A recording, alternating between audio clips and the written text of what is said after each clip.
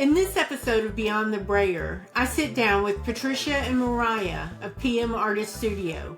We had a great conversation talking about how they got started and the importance of standing up for what you believe in. Hi, my name is Cindy Jones Lantier, and I'm the host of Beyond the Brayer. I'm a longtime gel printer and the owner and admin of the popular gel print enthusiast group on Facebook. Before we get into this episode, I want to remind you, if you're into gel printing, I would love it if you would join us in the gel print enthusiast group. Just look for us on Facebook. If you're not on Facebook, please follow Beyond the Brayer on Instagram to keep up with the podcast and more. Now, let's meet Patricia and Mariah of PM Artist Studio. Patricia and Mariah are the delightfully quirky mother-daughter duo behind PM Artist Studios in the Dallas, Texas area. Patricia is a retired art teacher, and Mariah is a graphic designer who combines old school techniques with modern school magic to create one-of-a-kind art. Their mission is to share the joy of mixed media art, inspire creativity, and to use their work to spark conversations that promote social justice, inclusivity, and community. Art has the power to connect and uplift, and they believe in using it that way. Along with their own creations, they collaborate with an amazing group of designers and content creators to create unique stencils, foam stamps, and creative tools that are available on their website. Whether it's acrylic paint, gel plate printing, watercolors, colored pencils, markers, they love using it all to make something truly special. Welcome, Patricia and Mariah. We're so excited to be here. This is very exciting. Thank you. I am just so excited to have you. I've been following your YouTube channel. I've joined your Facebook group, and I'm just having too much fun. Wonderful.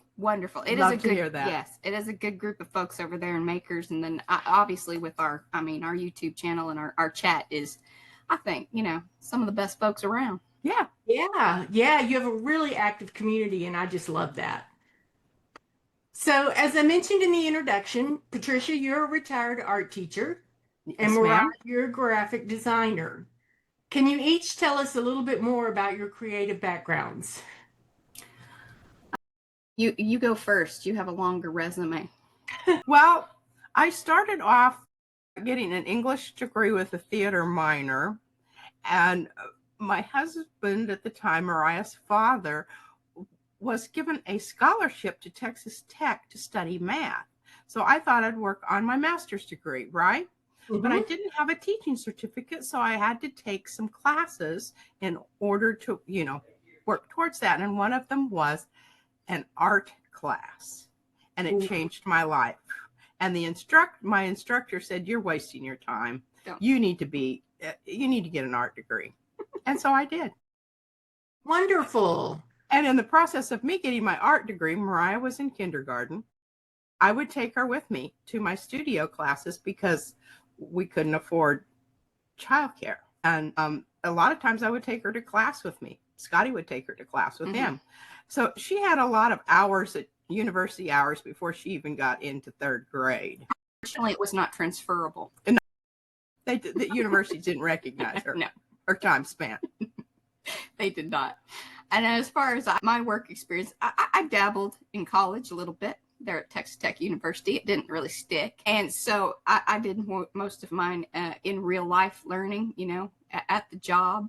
And so I started out working at an interior design company. They allowed me to kind of do their, newsletter at the time. There was a lot of newsletter business that was big at that point in time. And so at each job I had, each one kind of allowed me to do certain things, and I picked up skills along the way.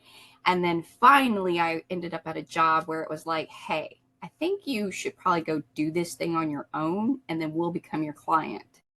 And I was like, that sounds fantastic. Let's do that. And so then my husband and I had already kind of started a graphic design company, but didn't really do much with it other than a little freelance work here and there. But that was the opportunity to go, okay, well, now let's, at least that's all in place. So it was a fairly easy transition there. That's where I picked up a lot of web design skills. And so it's both packaging, like actual print work and also digital. And then just kind of a quick transition to all of that. It was like finally him and I were able to create that company together. We acquired through because he worked for a company, and it was kind of a similar situation where it was like they were going to dissolve their company, and so he acquired some of their clients. We brought them on, and then so we did that for a few years, and then with the pandemic and everything, and then I had a baby. So that and mom was living in Alaska, so it was kind of like, okay, well, you said that you were going to be here, so that's when she moved here. We had already had our baby. Brad's company dissolved. We ended up kind of doing that, and then her and I just sat around, and this transitions into, I think, one of what was going to be one of your questions. So I don't know if you want me to pause there. No, go ahead. But yeah, that's kind of how we transitioned from doing the Liquid Fly Designs, which was my my husband and I's company doing boutique design work stuff, into this whole art.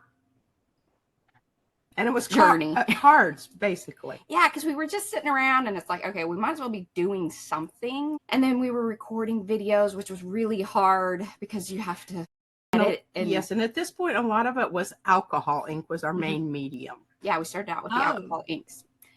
And then P had this, she kept talking about this gel printing thing. And I was like, I don't really, it sounds great. You dive into that. I don't know where that falls into what I need to be doing.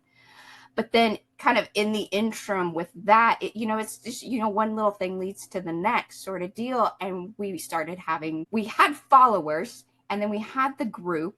And then it was like, okay, so we're kind of building this community, this smaller little group of folks that were like, okay, well, hey, we love your videos. We love these things. And then, again, Brad kind of came in, and he's like, you guys should just do this live stream thing. I'm like, oh, I don't know about that. I don't think we would be good at that, because like this one here, you just never know what she's going to say. And that makes me real nervous. But, we worked that out. And so it was really great. He really kind of encouraged that. And we had this terrible laptop that sounded like a jet engine. It was working so hard. It created a lot of anxiety that wasn't related to the actual process of, it was like, is it going to work today? Streaming and then you'd hear it kick into that second gear, and you go, oh gosh, you got to talk louder. You got to talk louder, and we need to move a little faster because I don't know how much longer it's going to last. And then finally, we made enough money to actually buy a system that we didn't have to have sit here on pins and needles waiting for it to crash. Yeah. So that's kind of the quick of it. And I'll pass it back to you. And that way, if you want to ask us other questions, I'm sure we can elaborate. You see that we don't have any problem doing that. I can tell that. And I like that about you. Patricia, what grades or what level did you teach at?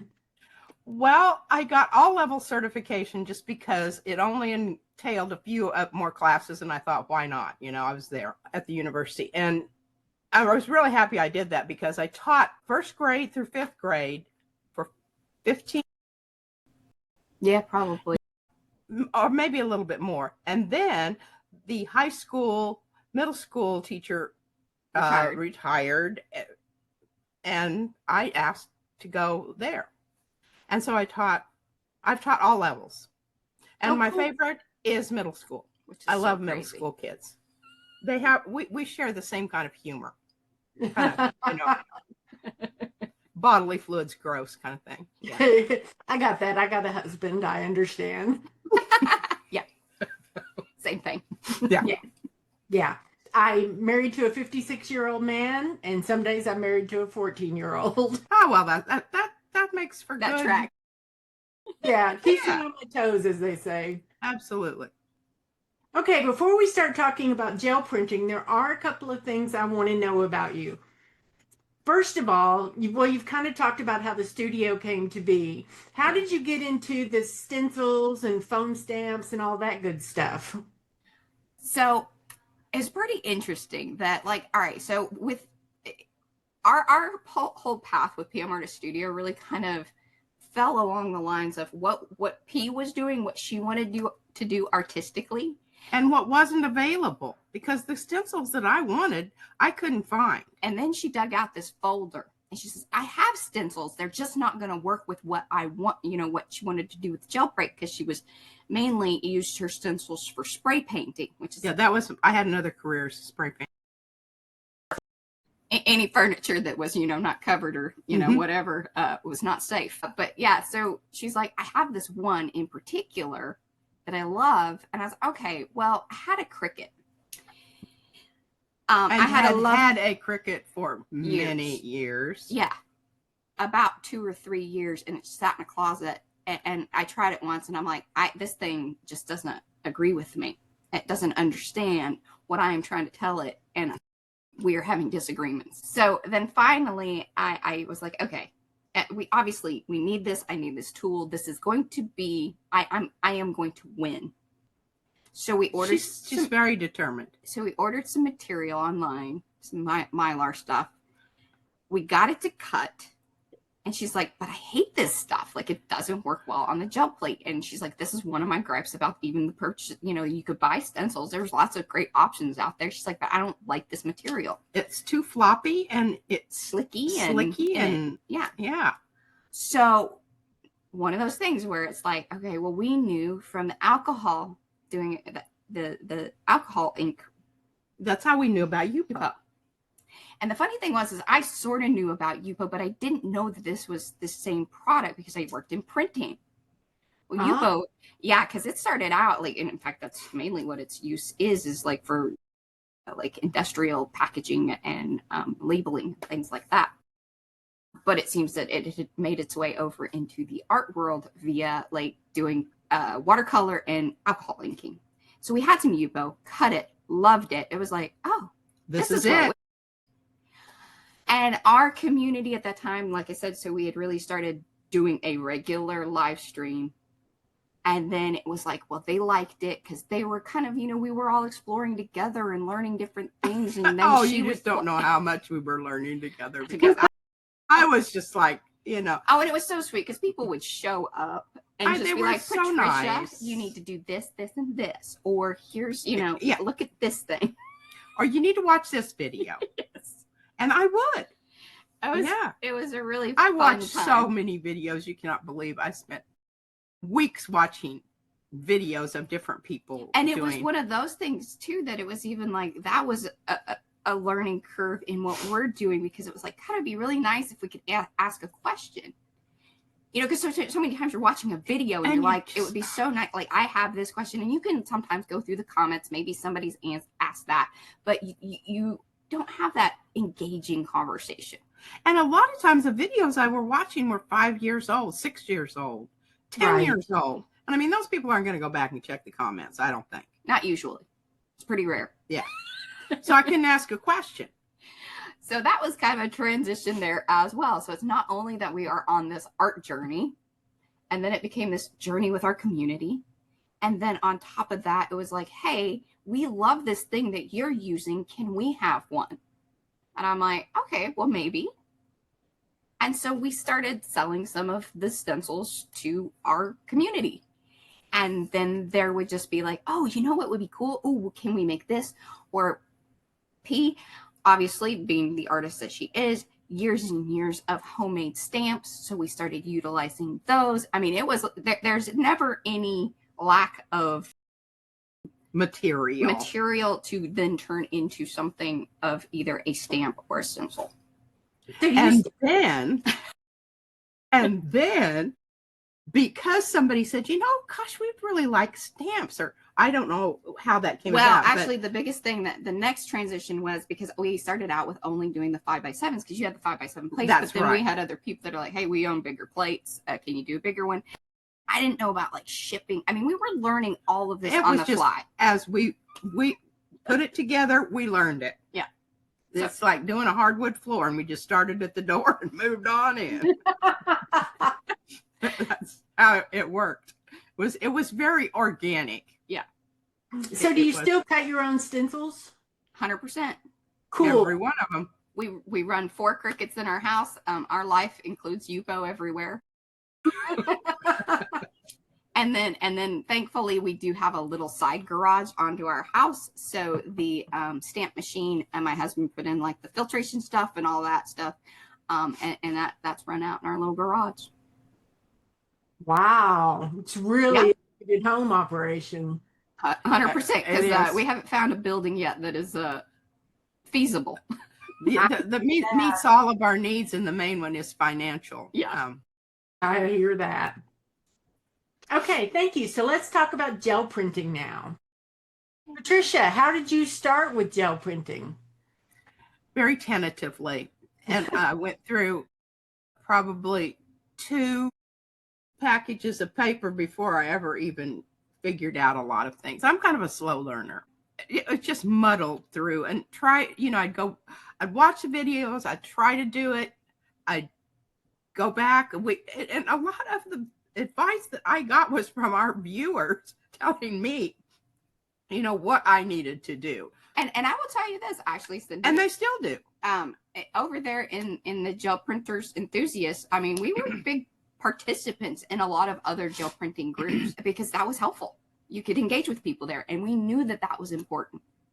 And that's what we very much wanted. And gel print enthusiasts probably was my most favorite group, simply because the people there were friendly. Not just telling you that. Some people were not, because I still think I'm a member. I don't have time for that anymore, but occasionally I get up there.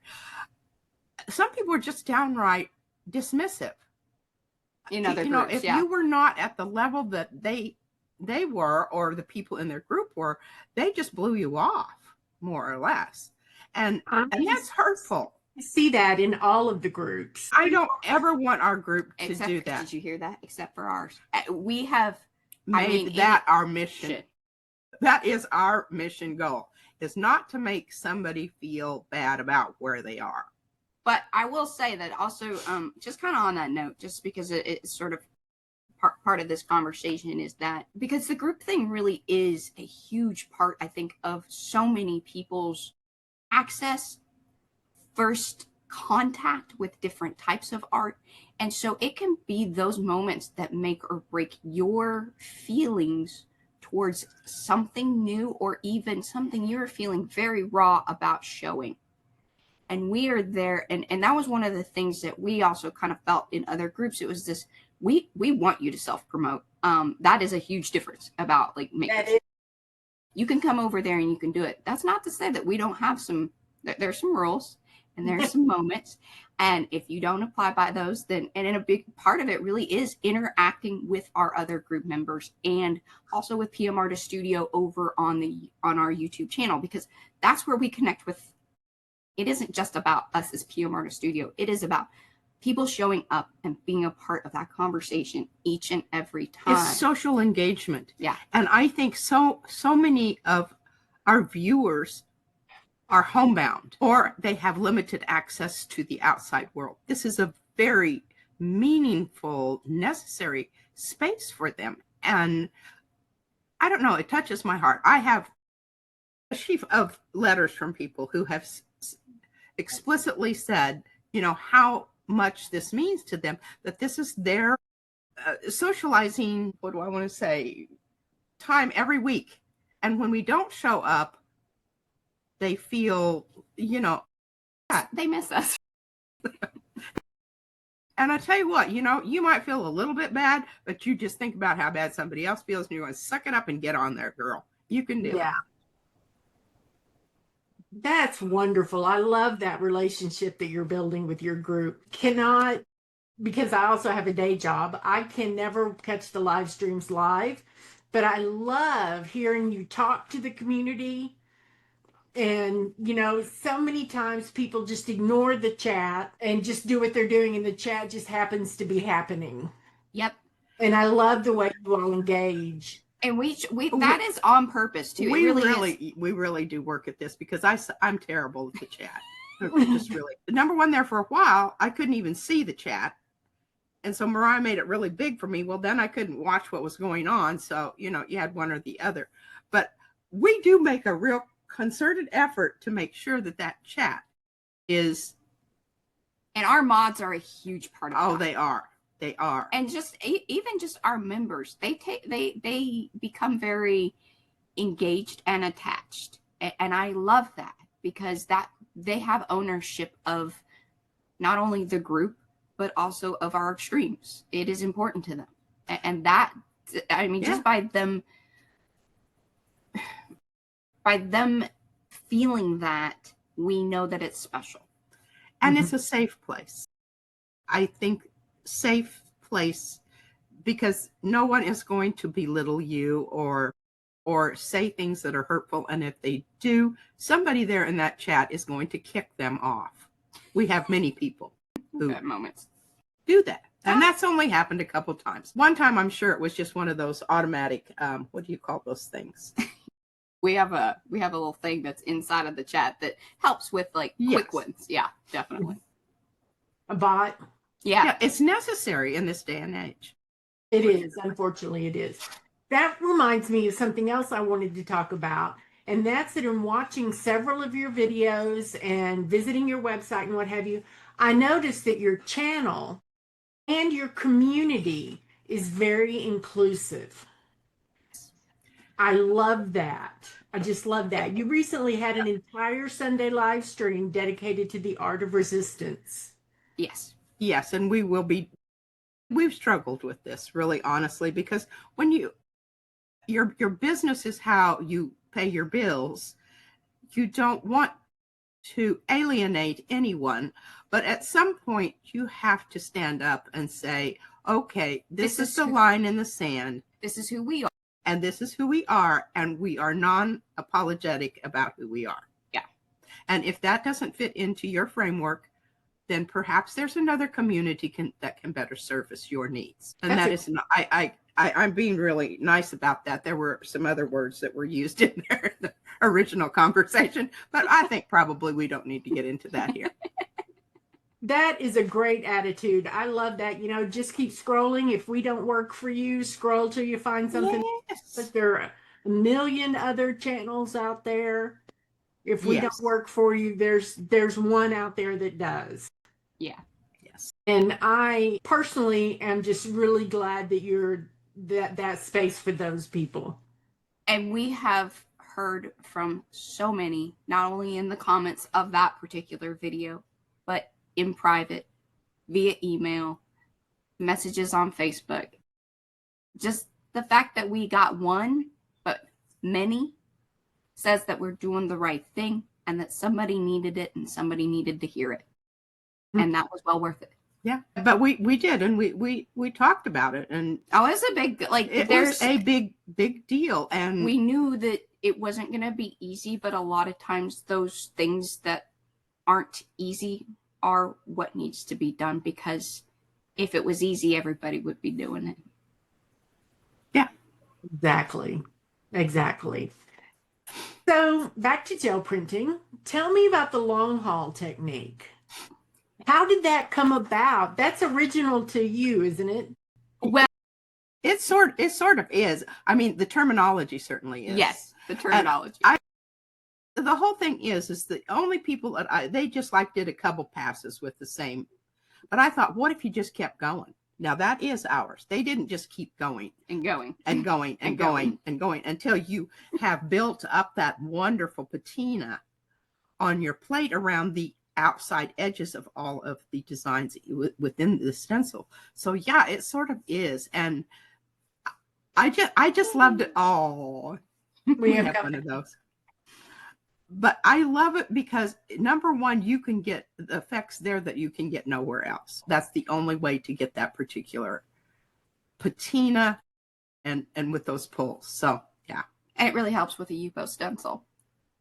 It really honestly does. I'm not even sure you could do it with that other thing. Oh, you can. I'm just being, I just silly. Thought those Mylar things are they are slippery.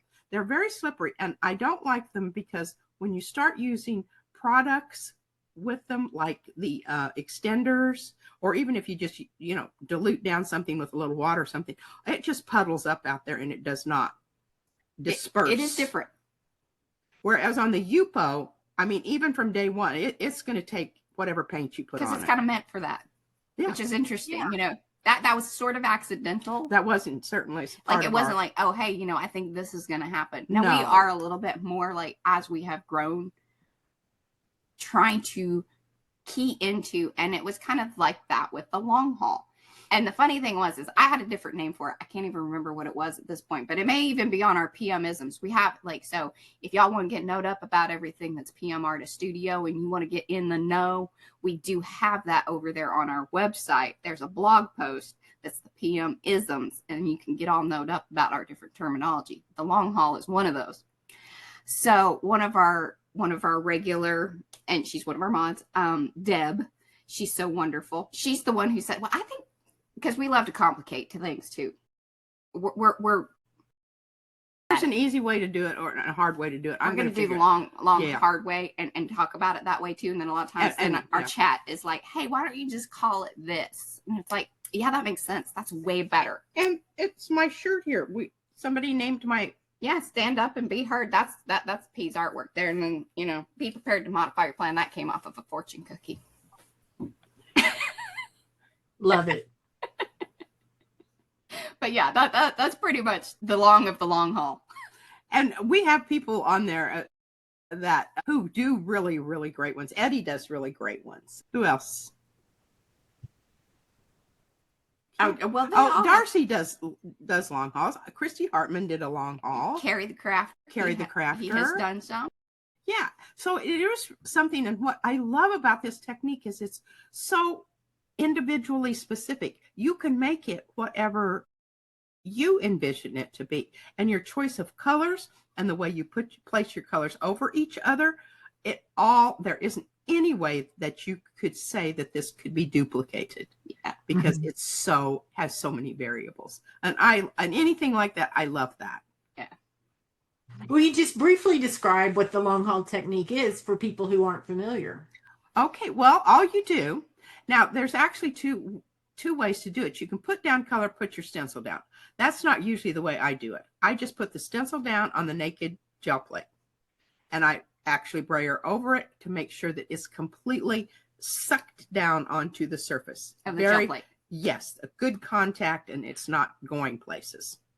And then what you do is you start off, and I like to start off with a dark color or white, simply because that sets the little aura around each little thing, that right there, those first. And then what I do is I go back and forth, dark to light, light to dark. I will use fluid acrylic, or even one of the ones that I've added, the airbrush technique, or airbrush medium. Yeah. Medium. Glazing mediums. Glazing medium. Things. We use things in ways that they aren't necessarily meant or said on the packaging. Yeah. But you know, that's because we're kind of like, hey, this is what we want to do. I need this.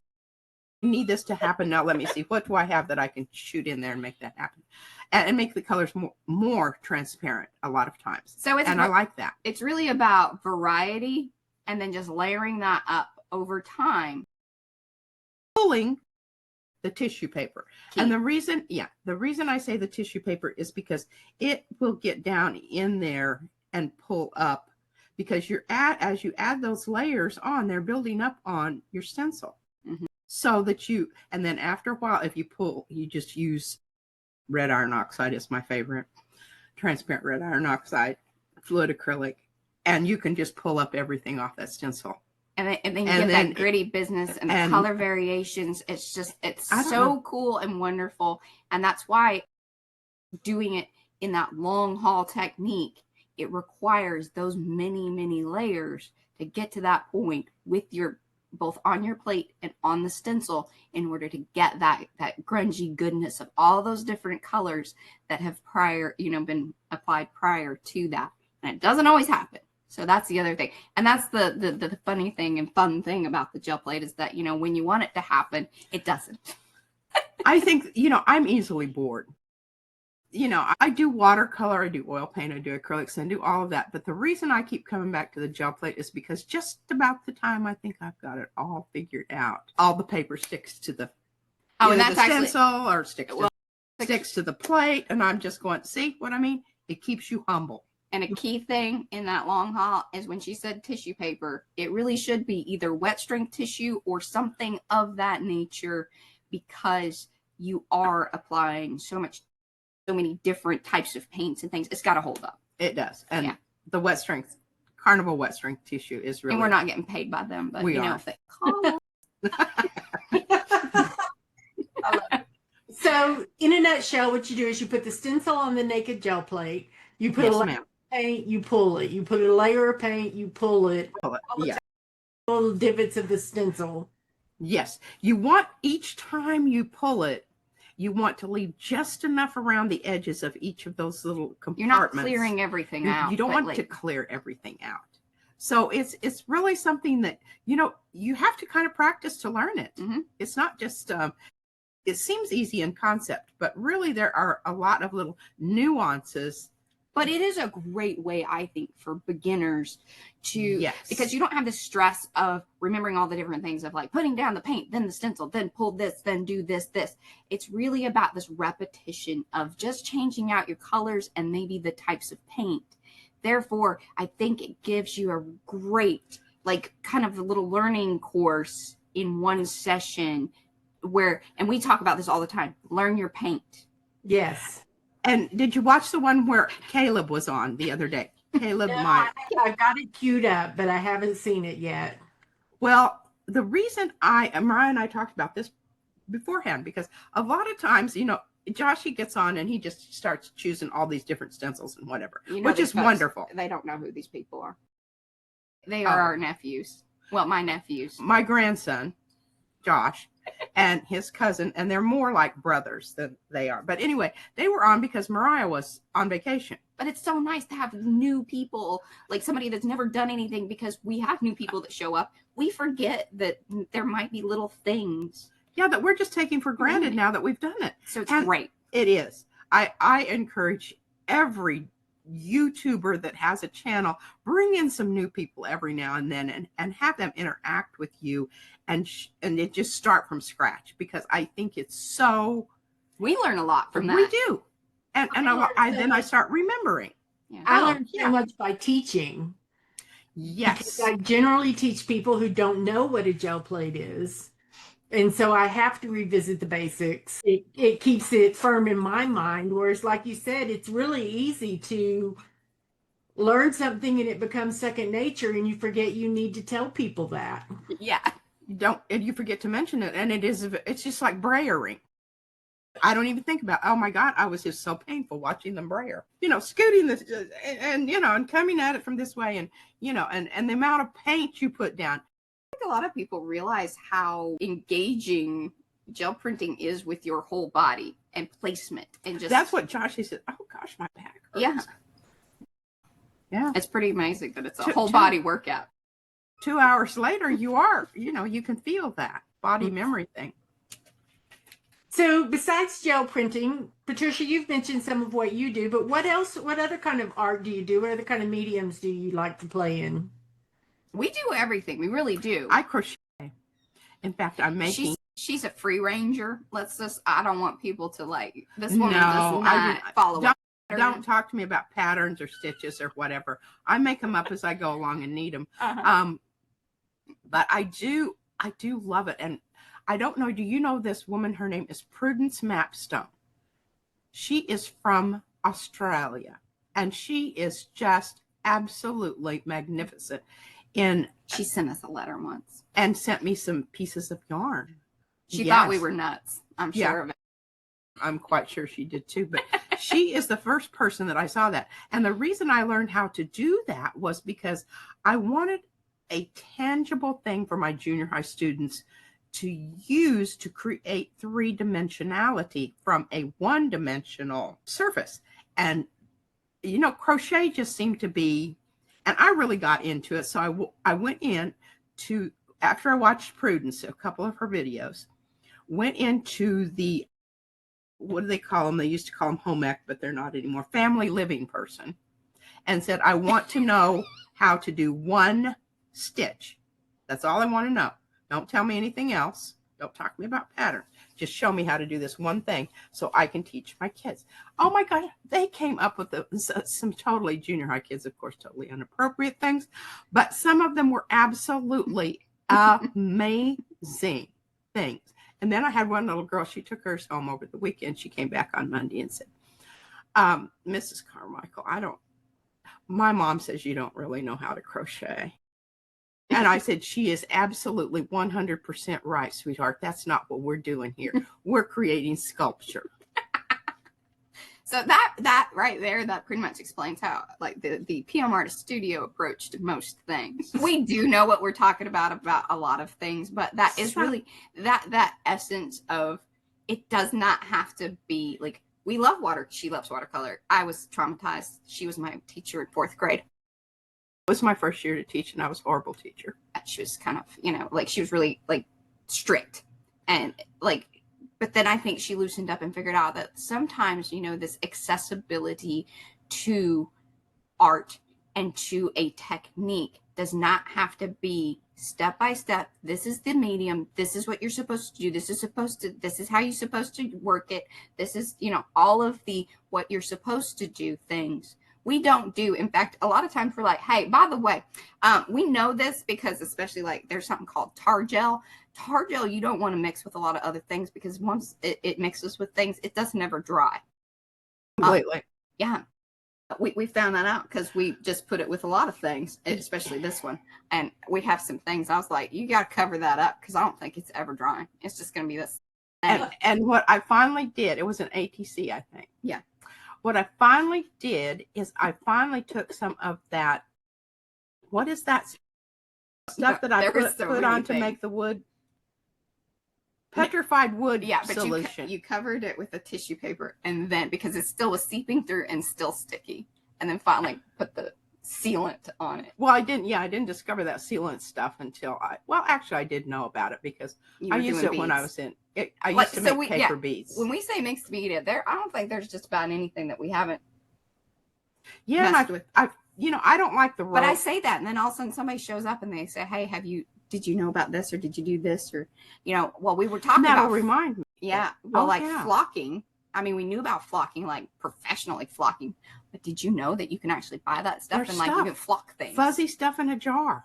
That's so cool. Yeah. So that's us. Like we just whatever, and that's part of our just like our journey all the way through is, well, if that thing isn't getting me where I need to get, then let me see what can I use. And I make my own paper mache bracelets. Oh, I didn't wear any bracelets tonight. And tape rolls, we keep everything. There's a whole heap of kept recycled things over just right here. Yeah, right. Yeah. If somebody walked in here, they would just. Some people do. They just walk in here and they're like, "Oh, wow." That's how they. They're just processing. Yeah. Like Nathan doesn't even come up here very often because it makes him very uncomfortable. Mm-hmm. He's genetically ours, but he didn't get the. He did not get the art gene. Or if he did, he managed to suppress it enough that it's out of existence. Anyway, so yeah. So what's been your biggest aha moment in gel printing? I don't know. Was it last Tuesday? That's good. That was a good one, Mariah. It almost is like that because every time I do something and then I've been doing something for a long time and it will just be this, my goodness. And then we'll tell people about it and they're like, yeah, we knew about that. Yeah, we knew about that. And they're just, it's just like, well, I don't know that anybody. It was new to me. It was new to me, so it should be new to everyone else. I'm trying to think. Like there have been moments. It's like, when you crackle. When Caleb was doing and he wanted to put down. And it was just last Tuesday. Yeah. He wanted to put down a coat of paint before he put his stencil down for his long haul. And I've never done that. That's not true. You did that on the very first one with Fran's I did, but I didn't like it. Well, and yeah, you didn't. And the reason it didn't work was when you these were separate stencils. They were, you put them down. It wasn't one whole stencil. That makes a difference. And they masks versus Right. Yeah. Yeah, the little pieces have a tendency. Half the time they end up on some print that I pulled off and I Or didn't pay just any attention. well and vigorously burring, and then they get all Yeah. jammed up, and then you're Yeah. like, ah. Yeah. I don't, it takes a special whatever. But the thing about it is I love that question because it happens often enough that it keeps things fresh. You know what I mean? Yeah. If everything was predictable, I think that's what I like about the gel plane. Is, I can't. It's dependent on the humidity, whether we have the AC on, the AC off, a fan on, cloudy outside, humidity, so many things. And I What kind think of that, pen you're using, what kind of paper you're using. Oh, yes. absolutely. And we throw in planetary alignment if you believe in that sort of thing. I don't necessarily, but It's always fun. It gets the chat going too. yeah, it does. They're either all about it or they're like, They're like, oh oh, my you God, guys are silly. You're living in the dark ages over there. So are there any techniques that you found particularly difficult to master? Oh, just the whole gel plate was extremely difficult. Oh, I would say I did it for 2 years before. Come on now. The thing that I can do that she cannot. Not on demand and anything. I have a book back here that I did.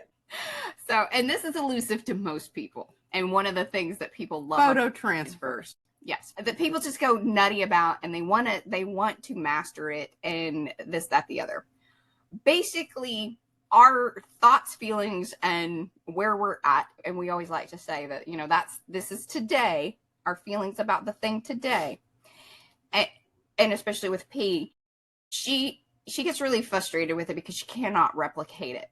It doesn't do what I want it, what I envision it to do. Right. And I think the reason is because when you're doing that, you have a very specific product in mind.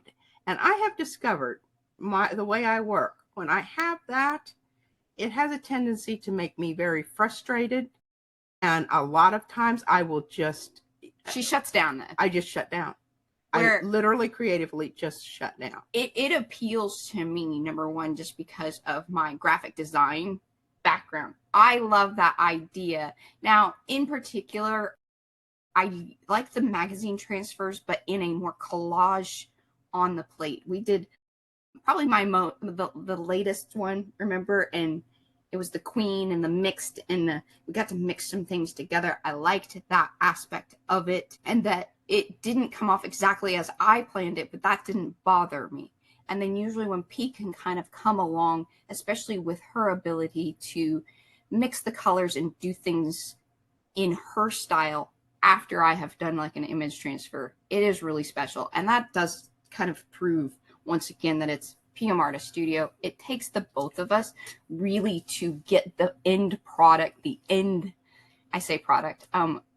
artwork, because a lot of times actually even with our art, we do not sell much of it. There are some things on our website that we've framed and things, but the art is for us. The experience is to share with the community and us just messing around and learning together and doing all of that. And I think that even with the transfer, the elusive transfer, our most favorite thing to do with it is actually with laser prints, because we do. Yes. And we turn that into now that in itself is a product. You can get those on our website if you want. We sell them. We do sell them. But that, because I think, is a more accessible thing. And we've tried to let people know that if you are trying to achieve that transfer, that is going to be a more likely scenario than that magazine transfer, because that one is a tricky thing to get. I can only do magazine transfers by accident. Mm-hmm. Well, the way I discovered image transfers, I had not ever heard of them, but I cut an image out of a magazine to use as a mask. And when it stayed on the transferred, and I'm like, this is so cool. Will it work again? And it didn't work again. But the next time I did it by, just I wanted the mask, I wanted the shape, then I got an image transfer. So I laugh because I cannot do it on purpose. It is so hard because, and you want to tell people, because they're always like, well, what paint did you use? What? And it's like, well, I don't really know. And I think so much of it has to do with timing, how long you leave that thing down and how much you touch it.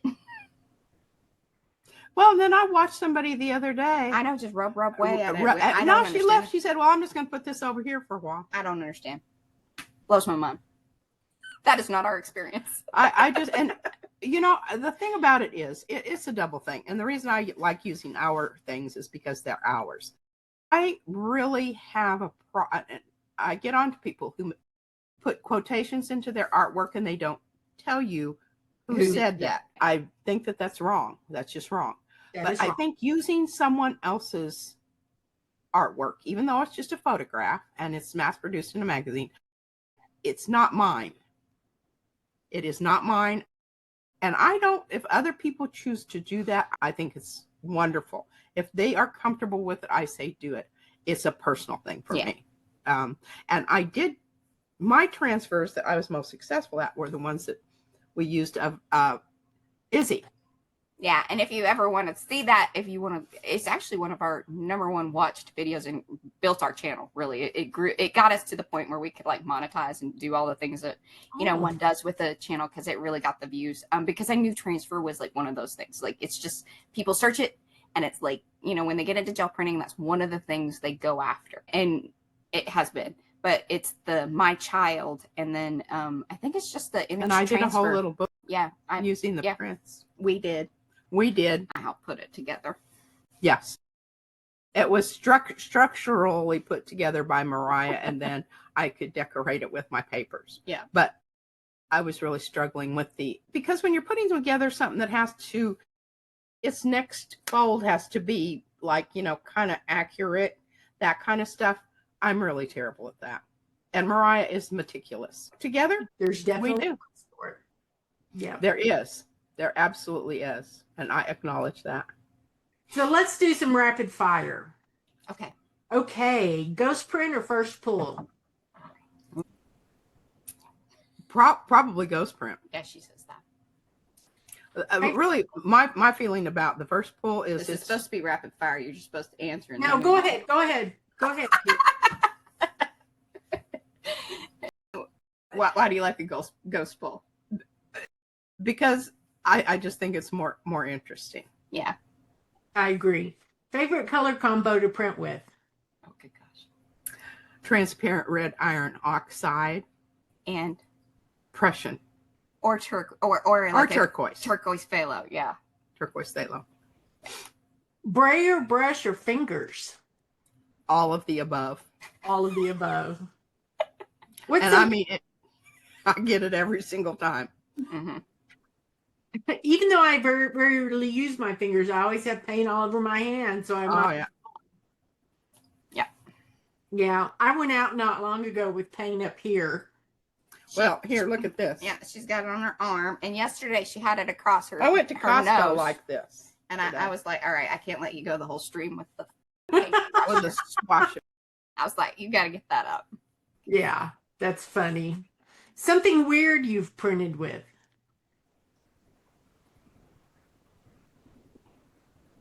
The sacks that the grapefruit come in. Mm-hmm. Oh yeah, that texture. Those are a twofer, because not only do you get a great you can kind of change the on color, the plate, but you can take then and use it to make pockets with once it's colorized. Oh, that's a cool idea. And then she has like glued it down to things. I mean, her love of fruit and vegetable. I have a collection.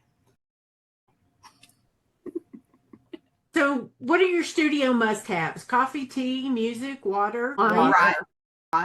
Mariah, if it's going to be a finished product, if I'm just coming up here to fart around, nuts. She likes to eat those. She eats those during the Monday stream. Makes me crazy. And usually it's just because it makes Mariah crazy. Sometimes I'm really hungry by then. But I drink a lot of water, and because of health issues with sodas, I don't drink sodas anymore at all. Yeah. Sadness. Yeah, I really like them. And she does. I can drink about 2 sips and then, yeah. Then stay away. Stay away. So, what are you currently exploring or what are you excited about in the art world? Doesn't have to be gel printing. Well, I'm getting into this resistance art thing. And I just keep thinking of ways that Oh, I know, me too. I can do it. And did you I'm fired up. see her Mariah's earrings? Yes. Well, she did those on stream the other day, but it was because it was a back and forth mutual. Start to finish, by the way. That Yeah. very rarely happens at a PM artist studio. You really need, we are a commitment. We are a long-term, we are a long-term relationship. If you just want to fling, we ain't it. No, because there's too many things that you need to know in order to really fully appreciate. Not to say that you can't just jump into a relationship with us, because we will get you, we will take care of you. We will get you knowed up on things. We have to have that initial commitment. I mean, I'm sorry. It just has to be. It just will not work otherwise. We are not a casual one-nighter. You're not a video fling. We're not a one video fling. You've got to be very committed in order to. But yeah, I agree. And we are going to continue exploring more of this art that has messaging, that connects with other folks, just to let them know that we are doing something to bring either more awareness, to acknowledge solidarity, to let people know that they're not alone. Because I think right now we're in a time that is extremely important. And the art is a gateway into some people, and it's raw emotion too. I think a lot of people come to art. They start to journal. They start to explore that part of them, especially like, I think so many retired people or people with chronic illnesses. All of that is, the art can be a relief, and it can be medicine in itself, and also just comforting to know that you are part of something and you get to create something and put it out there and expose yourself maybe in ways you wouldn't be able to talk about or do otherwise. And that it's a safe place to do so, and you will not be berated or minimalized. That is so important, because I have a brother who literally drew a deer jumping off the page with a pencil with no reference image, and it looked like a deer jumping off the page. I mean, he was an amazing artist. And so I would see that and I would think, I want to make art, and I cannot draw an engaging stick figure, but I can gel print. There you go. I think there's something for everyone. And I think what is so cool about, especially I have found this over in makers, and so many people will show up because, especially, in the groups on Facebook, there is the alcoholic group, there's the watercolorists, there's the card makers, they're the people. And so you can be part of all those different groups, but you can't bring your thing that you combined all those things together and say, hey, what about this? Because then everybody is like, that's why I got out. Remember? Yeah. We left a lot of groups because we were just like, okay, well, I don't know how to post this or make it engaging for others to, because that's what you're there for. Like, otherwise you're just like looking at other people's things. And that's great too. We have lots of folks that say, hey, I want to be part of makers, but I don't post. That's totally fine. I get that. Like, if you want to hang out and just make comments, that is also huge in itself, because you're finding community. But if you do want somewhere that you can post your stuff, because maybe your family doesn't get you. We have that. We have friends that we bring and show things to, and they're like, oh, that's cool. And you're like, but you don't understand. Like, I've spent months building this thing or doing this thing. Like, I needed more. I needed questions. And like, not how interesting. Yes. And not in the good interesting, in the I don't know what to do with that. Yeah. I don't have anything to say about that, because it has no meaning to me. And I think that, there are plenty of those people out there. And we are a group that is, I don't know, we talk about our demographics. We need to engage more younger people because we're losing them. And I might be one of them. But somehow or other, just because you're 70 years old or whatever, that does not mean that you're invisible. So I think that we have also dealing with that ageism kind of thing that, once you hit a certain age, you're no longer important to the community because you cannot contribute. When we go to our protest, guess who the major group there is? Yeah. My age. Mm-hmm. They're not the young people. They're my age. And for gosh sake, if I can tote my butt out the door and go to a protest. Now, granted, it's usually during the day. But that's when one of the people are working. But this is one of the reasons that we're bringing around to the art and having this, because we have something come up in July. I don't know when this is going to post or whatever, but it may be after that, and that's fine. Come check that out. But we have I'm engaging with some of our other content creators on YouTube to create art that is going to be able to download. It's going to be free. And then that way you can send it out to your representatives, or you can engage in whatever way that you feel comfortable with. Because not everybody can make it out and show up. And especially in the heat. I mean, it was brutal in this last one. So we understand. But we're putting things out there that, if you aren't comfortable making that kind of art, we're going to give you a little base to do it with, and also be able to then engage on that level. That is amazing. And this interview will post after that. So before it posts, I want to get some links from you. Okay. And put in the show notes, because I think that's a wonderful idea. I think, I think we should present people with options that they can feel comfortable and say, oh, yes, I relate to that. That's me. That's what I want to do. And, and then maybe some little stuff that's a little more edgy. I don't know. Well, some people are comfortable with a little more edgy, and some people have reasons for needing to be less in your... Yeah. Yes. 100%. And we embrace both. And I just want to say thank you, Cindy, for reaching out to us and absolutely. Because I know this is sometimes this conversation in itself puts people off. And I appreciate you putting yourself out there for that and allowing us to kind of be a part of your community and putting us out there with you. That means a lot to us. Oh, thank you. Your resistance art means a lot to me.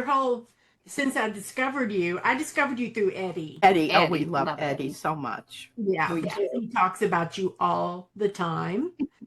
And so and then it's like the next day after he said it, and I know it doesn't work this way, but the next day you came up in my feed, and I'm like, okay, that's a little freaky. It's so funny, like how certain things are. And that's why I've been trying, even like on YouTube, trying to go out, and P does this a lot, where it's just like, you need to go out and find something different, because otherwise, if you kind of keep watching the same people, unless there has been some breakout with them into some other avenue, you just kind of get in the same, the rhythm of like what's being provided to you on just, what it's recommending or whatever. And, even with our little, inside our groups, it becomes very like, you'll have some new folks come in, but it may not break out. And so it's so crazy. So you have to really go out there and like kind of make some weird things happen. I love it. So last two questions. Any advice you'd share with somebody just starting out gel printing? Watch lots of videos. And just get into it. And just do it. And what is our thing? Because we even have we have a little beginner's guide. And again, you can find all that over there on our website. But that beginner's guide, one of the main things that we say is you need to print 500 prints. So you need a couple reams of paper, number one. Because you're going to use it, and you're going to use a lot of paint, and you're going to use a lot of paper. And don't throw them away, because once you figure out how to print over the papers, you use all of those. And I have. Yeah. I have. I think that those are the two key things, is just getting into it and then just knowing that you're going to have a ton of print. I mean, and don't be mad at yourself. Stacks. don't be discouraged. Just learn from every single print you pull. And then come hang out with PM Artist Studio. And then come hang out with PM, and we'll get you there, because I think I would have loved to have had us when I was starting. There wasn't somebody out there who was, accessible, it's like regularly. Said, oh, these people pull these beautiful prints and it just seems so effortless. And no. You didn't realize that they spent like, four hours, or videoing that one print to get it just where they did get it. And understanding timing. Yes. The timing is so important. And especially if you're using paints that dry quickly, and we all know that there are, mostly they're metallics, but or blue. Yeah. You learn these things. And the only way you can learn them is just by doing them. Yeah. Right. Or watching PM Artist Studio videos. Yes. The timing is important, but it's also individual. It certainly isn't. You cannot put that on there and wait 30 seconds and then everybody in the world wait 30 seconds and come out with something beautiful. No. Yeah. We have Fran in England. I can't watch her videos because it makes me so nervous. The humidity must be absolutely incredible there, because she will go off camera, go to the bathroom, find another ream of paper, cut some paper do up, the dishes, whatever, and come back and pull it off. And I'm just, you got it. No, it wouldn't happen here. You are so right when you say it is such an individual thing that you have to figure it out on your own. Yeah. Yeah. So now tell us about your website, your socials. How do people find you? I'm sure after this interview, people are going to want to tune in. Well, okay. So you can pretty much, if you look up PM Artist Studio, @ PM Artist Studio, you can find us across pretty much every social platform that you want. There are a couple that we are not part of, and I think you can probably figure out which ones those are. But mainly, we are on Instagram. A lot of what happens on Instagram is our just collaboration with our designers and our other folks that post things over there. But for the most part, it is YouTube, and we live stream 4 times a week. That is on Mondays at 10 a.m. Well, actually, Sundays at 10 a.m., Mondays at 10 a.m., and then Tuesdays and Thursdays at 3 p.m., and that is Central Time here in Texas. But that's the main place. And then, of course, our Facebook group that we talked about, and that is the Makers of Mixed Media Art and Artists Facebook group. I know that it's a mouthful. We get it, but we wanted to hit all those key words. It was important. It was.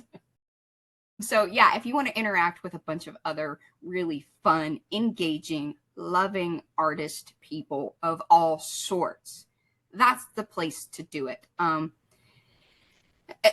Makers is really a special place. That and our streams, because a lot of those folks that hang out on Makers are also regulars in our live streams. And hopefully one day we will be able to even grow that more. Of course, we love the group that we have, but one of the goals here is to build a business, and those live streams help with doing that. And maybe one day we will hit 100,000 subscribers and I can get a play, but she doesn't care about that. That's why I say because that is what I want. And let me tell you, just this whole social media thing, we're probably not, I don't care about it at all. And I don't care about who sees my art. That isn't important to me. It is, but because we're in this together, it's become more important to me, because I realize I'm contributing it's my contribution to our making it, as we can pay the bills, the lights come on because of what we do. I think that's important, to feel a part of something. And I hope everyone in our community knows that they are valued in that sense, that you allow us the privilege of bringing this to you every single week. And we show up for that reason, because it's like, hey, y'all keep showing up for us and we're going to show up for you. Absolutely. Reciprocity. That's beautiful. That's beautiful, and that's a wonderful way to end. I will put all your links in the show notes. So for people who check out show notes, they can just click and they don't have to remember that long name. There you go. Wonderful. So I will do that. And I just want to thank you so much for this. It's been wonderful. I have so enjoyed talking to you both. We have enjoyed this. And hey, if you want us back at any point in time, you just let us know. We could do bigger, I will remember that. Yeah, and we could do like more, however you want to do it. But we love that We're available. Yeah, exactly. Great. Thank you so much. Thank you. Thanks for listening to this episode of Beyond the Brayer. If you enjoyed it, and if you think others might too, please leave a review over at podchaser.com or Apple Podcasts. If you've got any questions about gel printing, please join the Gel Print Enthusiasts Facebook group or email podcast@beyondthebrayer.com. I'd love to hear from you. Join us again next week for another interview with a popular gel print artist. Until next time, keep that brayer rolling.